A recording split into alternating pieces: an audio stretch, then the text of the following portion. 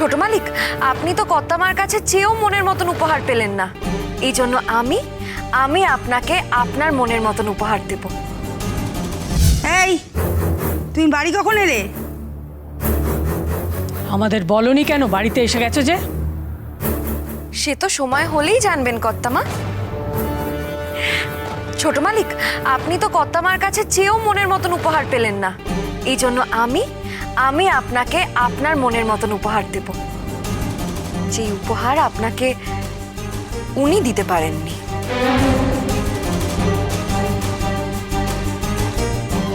এই সবটা কি হচ্ছে বলতো? আরে দাদা ভাই তোকে আনতে বেরোলো। ও তার মানে ও হাসপাতাল থেকে সোজা পার্লার গেছে। আরে হ্যাঁ, না হলে এত সাজবে কোথায়?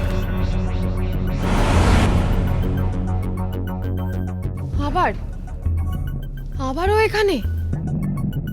ও আজকে আবার সন্ধ্যাটা মাটি করে দিল। তুমি এসেছো কখন এ বাড়িতে? মা, আমি তো তোমাদের সবাইকে বলেই ওকে আনতে গেলাম। কিন্তু ও এসেছে এটা তো কাউকে বলনি। ও মা, সবাই চমক দেয়, আমি ভাবলাম আমিও দিই। ছোট মালিকের এই উপহারটা এনে আমি সবাইকে চমকে দেওয়ার মতলব এটেছিলাম, তাই আর কাউকে কিচ্ছু জানাইনি।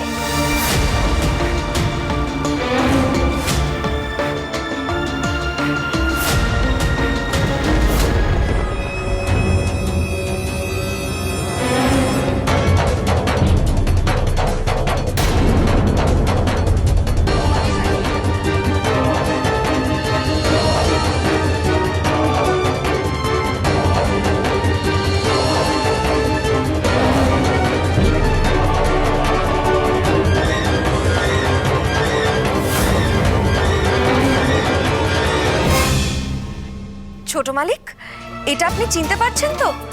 এটা কিন্তু বড় মালিকের ডায়েরি।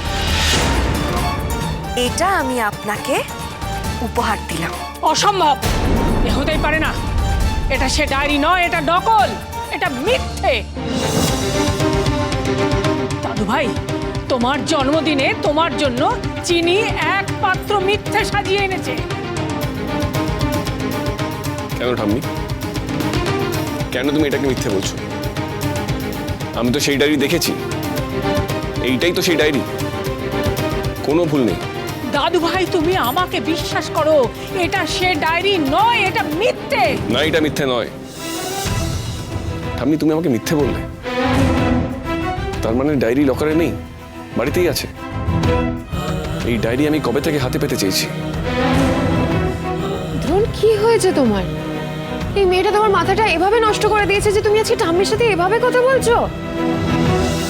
অবলা, আপনি আউটসাইডার, সো আপনি প্লিজ আমাদের মধ্যে কথা বলবেন না।